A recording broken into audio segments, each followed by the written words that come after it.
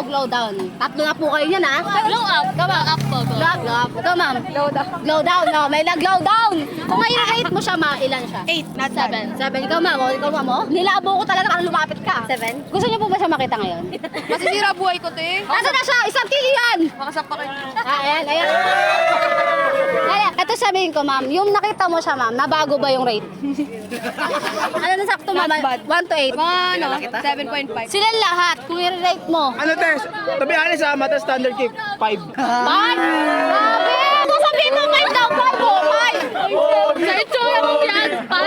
Ah, ayun nga. Kung pagbibigyan kayo, in another word, na maging magjowa o ng jowa nyo, papayag kayo? Single to. Ito na. Single to daw. Study first po. Oh, study first ka pa. Paano sa another word? Wala na study. Wala na study. Ano nang gagawin mo? Pag ano, siya na lang yung lalaki sa mundo. Ah, Ako rin naman. Magpapari na lang ako.